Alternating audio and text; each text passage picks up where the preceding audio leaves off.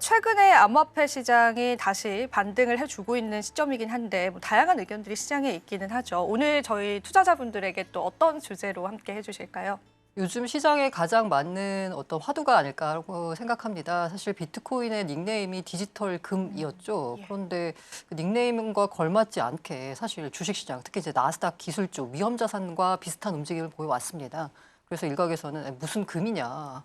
근데 뭐 아무 가치도 없는 그냥 디지털 쪼가리를 가지고라는 이제 비난에 직면했었는데요.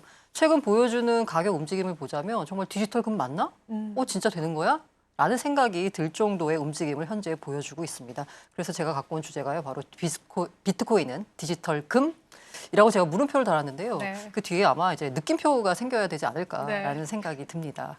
네, 사실 이 논란은 좀 오래되기도 했었죠. 그런데 이제 뭐 또 저희가 일전에는 또 나스닥 지수와의 상관계수가 높아졌다가 최근 들어서는 또 그런 흐름이 아니다 보니까 과연 비트코인이 디지털 골드가 될 수 있느냐에 관해서 전문가분들의 의견도 상당히 좀 다양하더라고요. 네. 그래서 대표님의 인사이트들 하나하나 저희가 들어보겠습니다. 일단 뭐 너무 진부한 표현이긴 한데요. 네. 금값이 정말 금값이 네, 됐습니다. 맞습니다. 이 지금 보시면 차트에서 보시면요. 일시적으로 3,500달러를 찍기도 했습니다. 현재도 3,300달러 선에서 거래가 되고 있고요.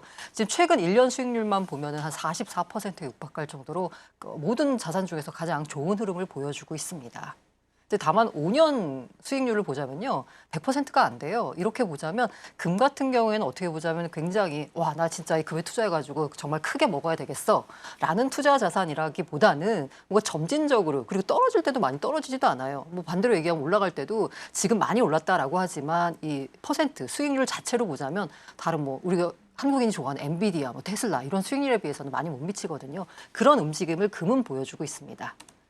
그래서 금을 보자면요. 가장 길게 보자면 세 차례 상승 사이클이 있었습니다. 이제 금퇴환이 안 되고 이제 완전한 변동 환율제로 바뀌면서 금값을 표시를 한 건데요. 크게 이제 동그라미로 표현을 했죠. 세 번의 사이클이 있었습니다. 자, 그래서 1차 랠리를 보자면요. 이 앞단에 있는 71년부터 1980년입니다. 약 9년 동안 이어졌고요. 자, 1차 랠리 동안에 무슨 일이 있었을까요? 바로 이 사건입니다. 리처드 닉슨 대통령이 우리나라로는 이제 광복절이죠. 8월 15일에 이런 얘기를 했습니다. 코렐리 재무장관에게 달러를 금이나 다른 예비 자산으로 바꿔주는 것을 일시 중단하라고 지시했다. 이게 무슨 얘기예요? 이제 앞으로 달러를 갖고 와도 금으로 안 바꿔주겠다라는 거예요. 원래 브레튼 우즈 체제에서는 1온스당 35달러로 고정이 돼 있었는데 이게 뭔가 저 미국이 재정 적자가 저렇게 심한데 저렇게 달러를 찍어내고 있는데 진짜 금이 있는 거 맞아? 라고 유럽의 국가들이 의심하기 시작했어요. 그러면서 너도 나도 미국으로 달려가서 금은 내놔라고 하니까 이 미국 입장에서도 야 이거 안 되겠다 싶어서 정말로 심각한 재정 적자 문제 있으면서 못 바꿔줘라고 하면서 금퇴환 금지를 선언하고요. 그리고 73년에 드디어 완전한 변동환율제로 이동을 했고 그 아까 사이클에서 보자면요. 80년에 정점을 찍었다라고 볼 수 있습니다. 이 가격은 71년에 온스당 35달러에서요. 80년 850달러까지 한 2,400% 올랐고요. 80년에 350달러는 지금 인플레이션을 감안을 하면 3,000달러 정도. 그러니까 지금과 약간 비슷한 수준이다라고 해요. 말씀드린 대로 브레튼 우즈 체제 붕괴로 달러 가치가 하락했고요. 그리고 1970년대 오일 쇼크, 스태그플레이션 있었고요. 지정학적 긴장감 있으면서 금값이 굉장한 인기를 끌었습니다. 그러나 조정기를 닥쳤는데요. 이게 약 2년간 이어졌습니다. 여기 보시면 굉장히 길게 그래프가 누워 있습니다. 80년부터 2000년까지 이때는 진짜 금을 누가 투자해? 약간 이런 느낌이었어요. 그런데요. 네. 네, 금값이 250에서 400달러로 횡보를 했고요. 이 인플레이션이 낮다 보니까 사실 금은 인플레이션 해지 자산이잖아요. 그리고 달러가 강세였습니다. 사실 금값은 달러로 표시가 되는데 달러가 강세라는 얘기는 달러로 표시되는 금값은 떨어질 수밖에 없다라는 거죠. 수요도 줄었고요. 이러면서 이제 조정기를 거쳤습니다. 그리고 나서 이제 2차 랠리가 시작됐습니다. 2001년부터 2011년 약 10년간 이어졌습니다. 자, 2001년에 무슨 일이 있었나요? IT 버블이 붕괴가 됐죠. IT 버블이 붕괴됐다는 얘기는 뭐예요? 극도의 위험자산 선호에서 갑자기 야 시장 이렇게 위험한데? 라고 하니까 안전자산으로 이동을 한 거죠. 이게 2011년 정점을 찍었다라고 볼 수 있습니다. 말씀드린 대로 그 2008년에도 이 큰일이 있었죠. 경제 위기가 있으면서 시장 불확실할 때는 금을 찾게 됩니다. 그러면서 금값이 또 한 번 올랐고요. 2001년에 보니까 255달러 정도 했었는데 2011년에 1920달러로 약 650% 정도 상승했습니다. 이 사실 그래프만 보자면요. 1차 랠리보다 2차 랠리가 더 많이 오른 것 같거든요. 그런데 상승률을 따지자면 1차 랠리 때 2000%가 넘는 상승률이었는데 2차 랠리는 650%로 상승률 자체는 줄었습니다. 왜냐하면 가격 자체가 좀 높아진 수준이기 때문에요. 말씀드린 대로 IT 버블이 붕괴가 됐고요. 그때 9.11 테러 있었습니다. 이라크 전쟁. 이러다 보니까 시장 불안한데 안전자산 수요 급증했고요. 또 이때 중국과 인도의 경제가 성장하면서 또 이 나라들 금 굉장히 좋아하는 나라입니다. 실물 금 수요가 급증을 했고요. 말씀드린 대로 2008년 리먼 사태가 있으면서 이거 위기를 극복하기 위해서 어떻게 해야지? 그때 헬리콥터 밴이라고 하잖아요. 돈을 뿌려라. 그래서 양적 완화가 실시가 됐고 인플레이션이 우려가 되면서 금값이 상승했습니다. 그리고 보면 2011년부터 2019년까지 자, 여기 보시면 또 조정이 나왔습니다. 조정이 나와서 2011년, 2019년 약 8년간 조정이 나왔고요. 금값은 1,050달러에서 1,500달러로 횡보를 했습니다. 아무래도 연준 금리 인상과 달러 강세로 압박을 받은 거라고 볼 수 있고요. 3차 랠리는 2020년부터 시작됐습니다. 2020년 뭐 다 아시죠? 네, 코로나 있으면서 돈 엄청나게 풀었습니다. 그러면서 사상 최고치 3,500달러를 돌파하기도 했고요. 지금 현재 이게 끝났냐라고 보면 아직까지 진행 중인 것 같습니다. 5년 차에 접어들었고요. 앞서서 1차, 2차 랠리를 보자면 뭐 10년, 9년 굉장히 길게 이어졌잖아요. 그래서 아마 이번 랠리도 한 27년까지는 이어지지 않겠느냐라는 게 아이비들의 분석입니다. 말씀드린 대로 코로나19 때문에 돈 많이 찍어냈고요. 그리고 2022년에 러우 전쟁이 있었고 지난해에는 중동의 긴장 등 지정학적 리스크가 있었고요. 그리고 최근에 많이 오른 건 사실 트럼프 관세 전쟁으로 인한 경제의 불확실성 때문이죠. 이렇게 해서 이제 3차 랠리가 진행 중에 있습니다. 자, 그렇다라고 보자면 아까 말씀드린 대로 이거는 이제 연준의 밸런스 시트예요. 보시면 2010년에 뭐 그럭저럭 이렇게 돈을 풀고 있다가 2020년에 보면 진짜 급격하게 풀었습니다. 그리고 나서 근데 밸런스 시트 상으로 보자면 이게 뭔가 이게 흐름이 좀 꺾이잖아요. 근데 이제 연준이 돈을 푸는 게 아니라 미국 정부에서 재무부에서 돈을 푸는 것까지 감안하게 되면 글로벌 M2는 연일 사상 최고치를 경신하고 있습니다. 그래서 제가 이게 세 번의 랠리 중에 최근 들어서 이제 가장 주목하고 싶은 건 바로 이겁니다. 셀 아메리카요.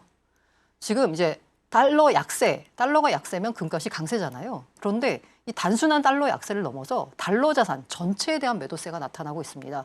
사실 위기다? 그러면 이제 위험 자산, 미국 주식 팔고요. 안전 자산, 미 국채를 사요. 그런데 최근에는 미국 주식과 미국 국채가 모두 약세를 보이고 있습니다. 이건 굉장히 이례적인 현상이라고 하고 있고요. 야, 그렇다면 미국 달러 자산에 대해서 못 믿겠어 라고 했을 때 그럼 달러 중립 자산이 뭐가 있지? 라고 생각을 해보면 달러 중립 자산 뭐가 있을까? 바로 금이 있습니다. 금이 있죠. 네, 그러다 보니까 중앙은행이 외환보유고에서 금을 엄청 많이 쌓아두고 있어요. 최근 들어서 중앙은행들이 22년, 23년, 24년 3개년 연속 1,000톤 넘게 금을 매입하고 있습니다. 특히 중국이 많이 사지 않나요? 맞아요. 중국 같은 경우에 사실 제가 보시면요. 네, 전 세계 금 보유량 상황입니다. 이 1등부터 보면 미국, 독일, IMF는 뭐 미국이 만든 그 뭐 회사 금융기관이니까. 그리고 이탈리아, 프랑스, 러시아. 자, 1등부터 뭐 6등까지 사실상 상위 5개국이 보자면 유럽 국가예요. 그러니까 원래부터 그냥 금을 많이 갖고 있었던 나라고 미국이 많이 갖고 있는 건 앞서 말씀드린 그 브레튼 우즈 체제를 이제 운영해 왔던 중심 국가이다 보니까 많이 들고 있는 거고요. 그런데 이 가운데 8등도 스위스입니다. 근데 이제 7등에 갑자기 등장한 게 바로 중국입니다. 중국이 굉장히 유의미한, 뭐 9등에 인도가 있긴 하지만 중국과 비교하면 양이 1,000톤 미만으로 굉장히 적죠. 중국이 갑자기 이렇게 치고 올라온 거예요. 중국이 아까 말씀하신 대로 중국은 아까 상위에 있는 나라들과 달리 유럽이 아닙니다. 최근 들어서 금을 사 모으기 시작해서 급속도로 사 모아서 지금 현재 7위까지 올라왔다라고 볼 수 있습니다. 자, 그래서 아까 말씀드린 대로 중앙은행이 이제 금을 사고 있다는 말씀드렸고요. 아까 게다가 이 와중에 중앙은행은 22년부터 많이 샀죠. 그런데 최근 들어서는 트럼프 행정부 관세 전쟁이 하니까 그럼 민간 자본도 셀 아메리카를 하는 거예요. 그러면 우리도 달러 중립 자산 찾아야 되는데 뭐가 있지? 중앙은행이 금 사고 있네? 라고 하니까 그럼 우리도 금 사자라고 하면서 헤지펀드 등 투기적 수요가 이제 또 금에 붙었다라고 볼 수 있습니다. 자, 그래서 달러 가치 하락이 가파르다는 말씀드렸는데요. DXY라고 주요국 6개국 통화에 대한 달러의 가치인데 이게 지금 100 밑으로 내려왔어요. 그럼 이 얘기는 뭐다? 달러 못 믿겠다라는 지표라고 볼 수 있겠죠. 그리고 미국 국채 원래는 그 주식이 흔들리면 국채로 와야 되잖아요. 가장 최고의 안전자산인데 흔들리고 있습니다. 지금 이게 보시면 표에서 한때 4.5를 돌파하기도 했어요. 10년 만기 국채가요. 사실 이후 10년 만기 국채가 발작을 일으키는 바람에 트럼프가 갑자기 관세 유예를 발표했다라는 말이 있습니다. 이 10년 만기 국채는 어떻게 보자면 미국인들이 모든 생활하는 데 있어서 기준이 되는 금리라고 할 수 있어요. 연준의 기준금리보다도 더 중요한 게 10년 만기 국채인데 특히나 미국 정부 입장에서는 빚을 10년 만기 국채로 환산해서 이거 이제 이자를 줘야 되잖아요. 이 이자가 올라갈수록 이 금리가 올라갈수록 이자 부담이 어마어마하게 늘어납니다. 그래서 이 10년 만기 국채의 금리가 1%포인트 높아질 때마다 미국 행정부의 그 부채 부담이 이자 부담이 16% 정도 증가한다라는 말이 있을 정도예요. 그러다 보니까 이거 안 되겠다 싶어가지고 트럼프가 90일 관세 유예를 발표했다고 볼 수 있고요. 이렇게 국채가 흔들리니까 대안이 필요한 거고 그게 바로 금이라고 볼 수 있죠.